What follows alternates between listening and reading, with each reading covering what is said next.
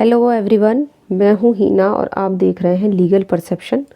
आज की वीडियो में हम समझने वाले हैं भारतीय साक्ष्य अधिनियम से एक बहुत ही इम्पॉर्टेंट टॉपिक को, जो है दस्तावेजी साक्ष्य द्वारा मौखिक साक्ष्य का अपवर्जन। यानी दस्तावेजी साक्ष्य से कैसे हम मौखिक साक्ष्य को अपवर्जित करेंगे, उसके एक्सक्लूज़न के बारे में, उसके अपवर्जन के बारे में बताता है। एग्ज़ाम के लिहाज से इम्पॉर्टेंट टॉपिक है, तो वीडियो के लास्ट तक बने रहिएगा। आज की वीडियो में आगे बढ़ने से पहले मैं आपको बता दूं कि अगर आपको भारतीय साक्ष्य अधिनियम यानी बीएसए के हिंदी पेड नोट्स चाहिए तो आप इस व्हाट्सअप नंबर पर मैसेज करके ले सकते हो 9639264080 और नोट्स के प्राइस आपको डिस्क्रिप्शन में मिल जाएंगे। तो आज का हमारा टॉपिक है कि कैसे हम दस्तावेजी साक्ष्य के द्वारा मौखिक साक्ष्य को अपवर्जित कर सकते हैं। तो ये जो टॉपिक है ये एग्ज़ाम के पॉइंट ऑफ व्यू से बहुत ही इम्पॉर्टेंट है, क्योंकि इसमें काफ़ी सारे एक्सप्लेनेशंस, स्पष्टीकरण और कुछ ऐसे एक्सेप्शंस भी दिए गए हैं जो हम एक एक करके समझेंगे। देखो, सबसे पहले इस टॉपिक को स्टार्ट करने से पहले थोड़ा सा इसमें जनरल बातें समझते हैं। देखो, लॉ में ये माना जाता है कि जो भी बात लिखित में है, मतलब जो भी चीज़ आपके पास लिखित में है उसे लिखित के द्वारा ही आप साबित करो।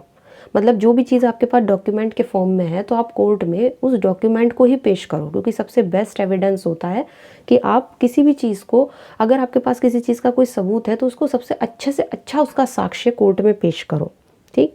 और अगर हम बात करें इस सेक्शन की, सेक्शन नंबर 94 की, तो देखो ये जो है आपका भारतीय साक्ष्य अधिनियम में हमें बताता है कि अगर आपके पास दस्तावेजी साक्ष्य है तो उससे मौखिक साक्ष्य अपवर्जित हो जाएगा।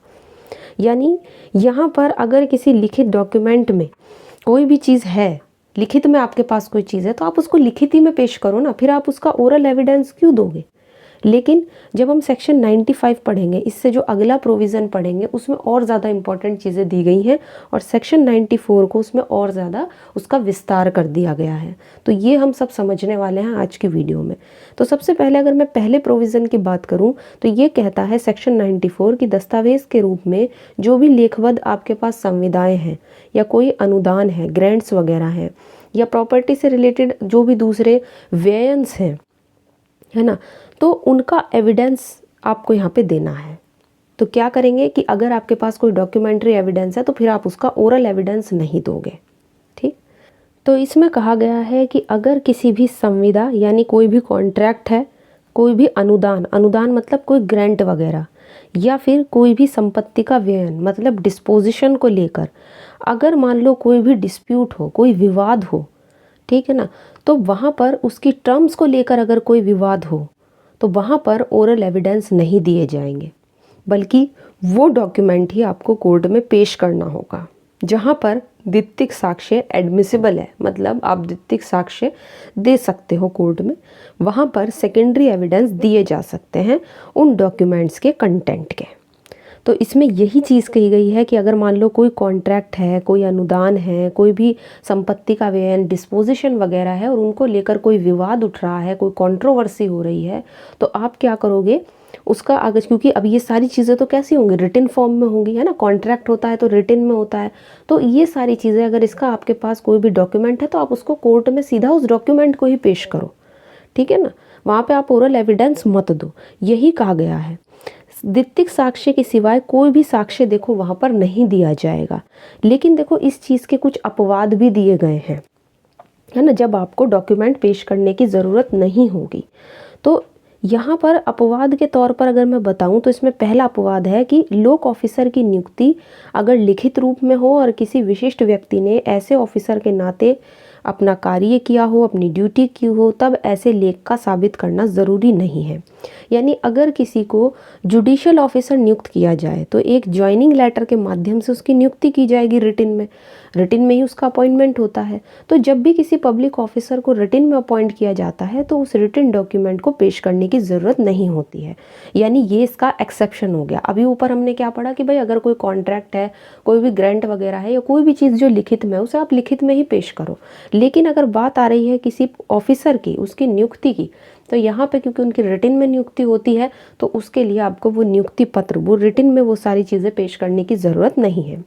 दूसरा अपवाद ये कहता है कि जिन वसीयतों का संप्रमाण मिला है वो संप्रमाण द्वारा ही साबित की जाएंगी। अब देखो, क्योंकि विल को एग्जीक्यूट करने के टाइम पर प्रोबेट जारी किया जाता है तो उसे प्रोबेट से ही आप साबित करोगे। ठीक, ये चीज़ समझ आई। अब यहाँ पर इसमें कुछ एक्सप्लेनेशन, कुछ स्पष्टीकरण भी दिए गए हैं, उसी से ये आपका प्रोविज़न बड़ा बनेगा और उसी से पूरा का पूरा यहाँ पे आंसर बनेगा।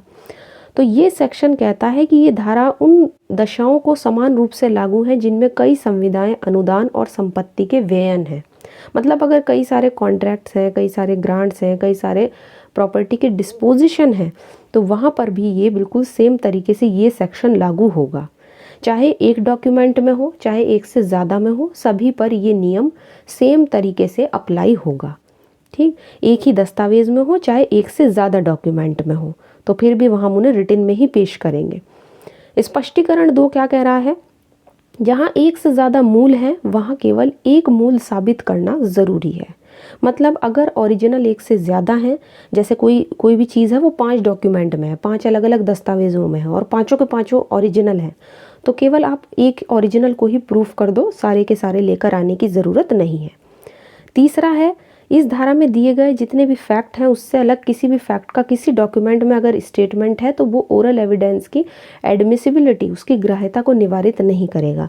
मतलब ये कहता है कि अगर कोई भी स्टेटमेंट है वो किसी डॉक्यूमेंट में है और वो किसी फैक्ट या तथ्य के बारे में है जो इस सेक्शन में बताए गए हैं, तो उनको छोड़कर, जैसे कि किसी contract, grant, disposition of property के टर्म्स को छोड़कर, तो ये सेक्शन उन फैक्ट को, उन तथ्यों को ओरल एविडेंस से प्रूफ करने पर रोक नहीं लगाता। मतलब उन चीज़ों को आप ओरल एविडेंस से प्रूफ कर सकते हो। ठीक, तो सेक्शन के हिसाब से हमने देखा, काफ़ी सारी चीज़ें हमने देखी कि देखो किस किस चीज़ को आप डॉक्यूमेंट से साबित करोगे, क्योंकि सबसे बेस्ट एविडेंस यही माना जाता है कि भाई अगर आपके पास कोई चीज़ रिटन में है तो आप उसको रिटन में ही पेश करो ना कोर्ट में, उसी चीज़ से उसको साबित करो। आप उसका ओरल एविडेंस क्यों दोगे, मौखिक साक्ष्य क्यों दोगे? तो वही सारी चीज़ें यहाँ पे बताई गई हैं। एग्ज़ाम के पॉइंट ऑफ व्यू से थोड़ा इंपॉर्टेंट टॉपिक है, इसलिए इसको हमने एक अलग वीडियो में डिस्कस किया है। अब आगे जो हम पढ़ेंगे वो थोड़ा सा और देखेंगे कि सेक्शन 95 क्या कह रहा है।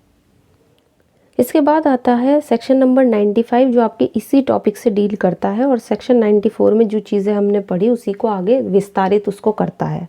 तो सेक्शन 95 कहता है कि मौखिक करार के साक्ष्य का अपवर्जन। अब देखो ये किस बारे में बात कर रहा है।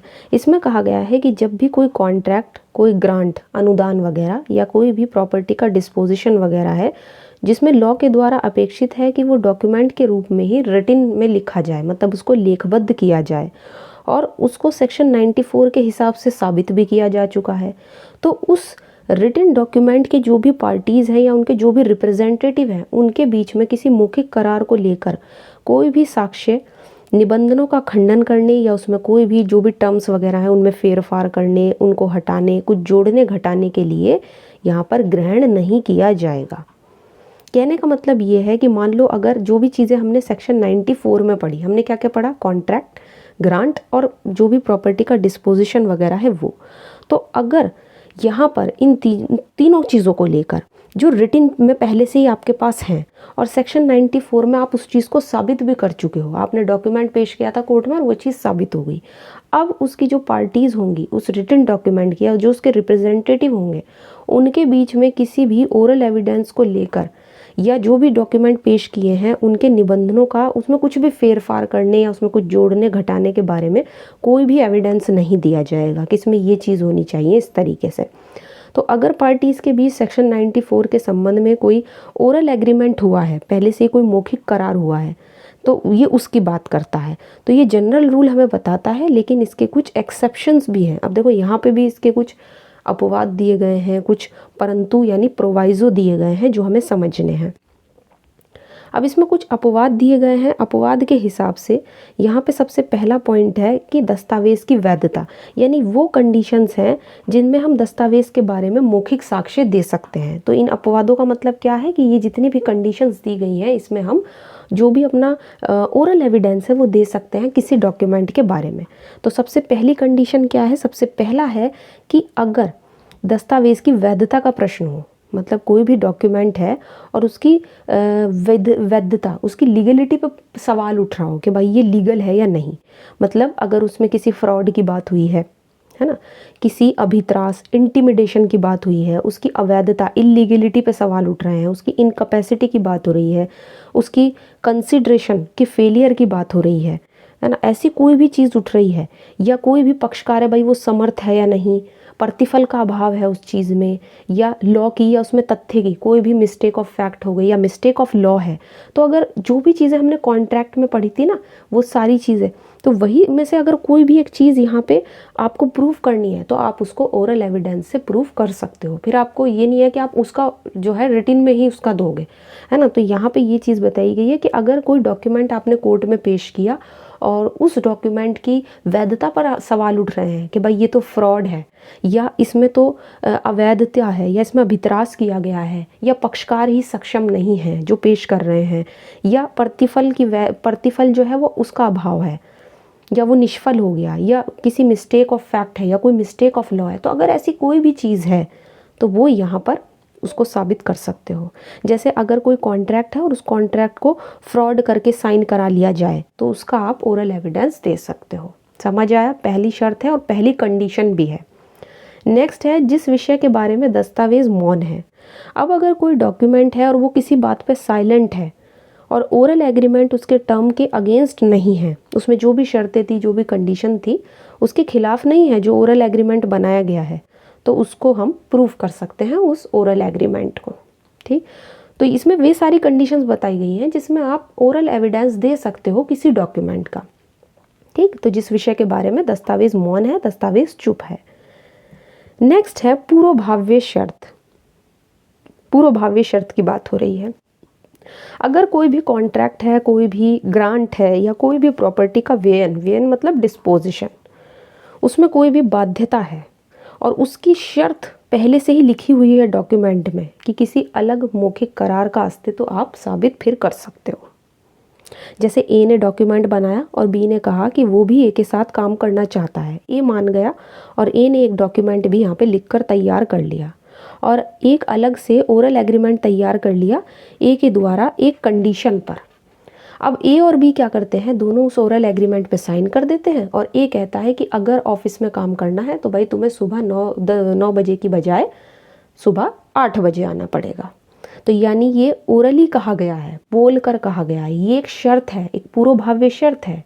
जब वो डॉक्यूमेंट बन चुका है तब उसको बताया गया है कि ये कंडीशन थी, तो ये पूर्वभाव्य थी ना, जो पहले करनी थी, है ना। यानी रिटन डॉक्यूमेंट का जो निष्पादन है, जो उसका एग्जीक्यूशन है, उसके पहले ये शर्त रखनी थी। तो वो कॉन्ट्रैक्ट जो मौखिक रूप से था, जिसमें कंडीशन दी गई थी, वो उसका कौन करेगा, बी जो है वो उसका ओरल एविडेंस दे सकता है कि ए ने जो है, अब ए जो है यहाँ पर वो ये नहीं कह सकता क्योंकि रिटन डॉक्यूमेंट में तो सिर्फ उसने आने को कहा था, कोई फिक्स टाइम थोड़े ही ना बताया था।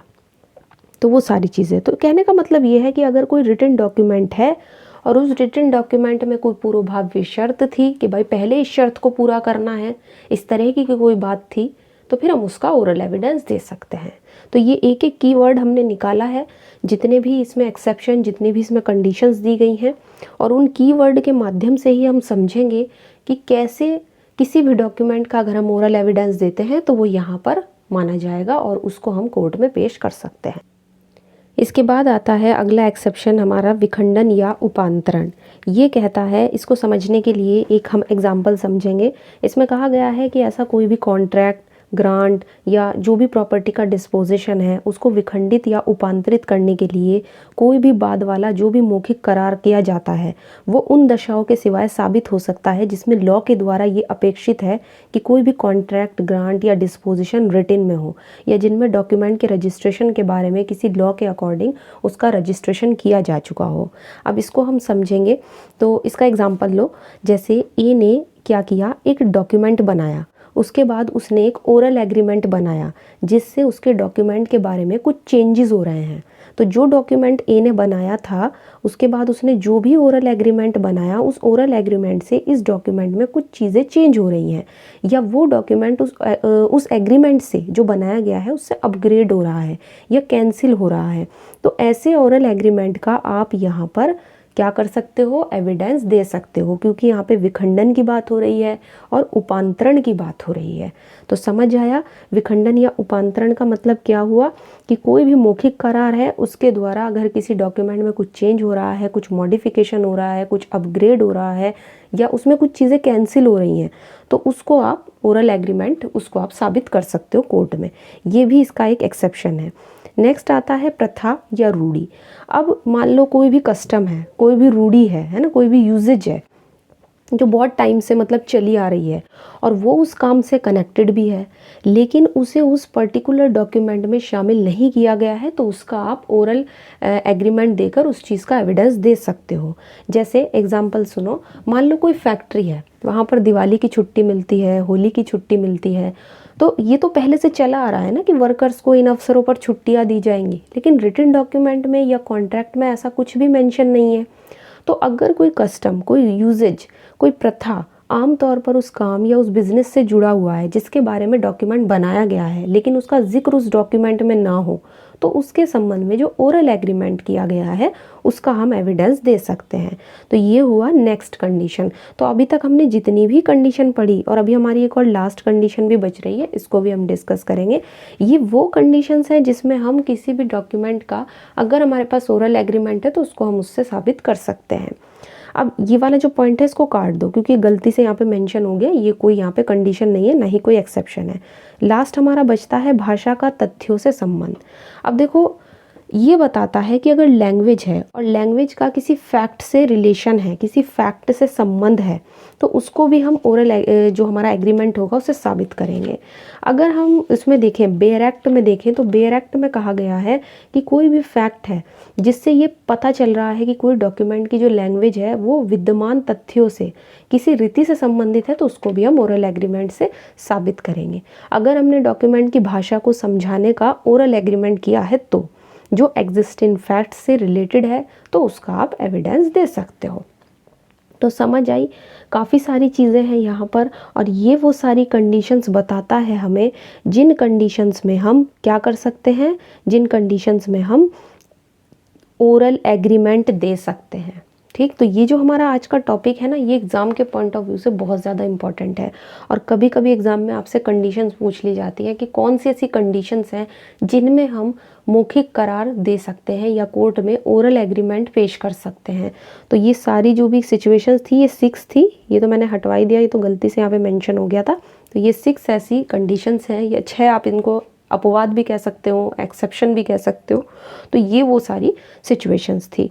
तो आई होप आज की जो वीडियो है वो आपको अच्छी लगी होगी। वीडियो अगर अच्छी लगी है तो इसको लाइक कीजिए, शेयर कीजिए, और अगर चैनल पे नए हैं तो इसको सब्सक्राइब कर लीजिए। इसके अलावा आप हमें टेलीग्राम पे भी ज्वाइन कर सकते हो। तो आज की वीडियो में जो हमारा टॉपिक था वो काफ़ी इम्पॉर्टेंट था। इसी तरीके से एक और इम्पॉर्टेंट टॉपिक के साथ मिलेंगे बीएससी की नेक्स्ट वीडियो में।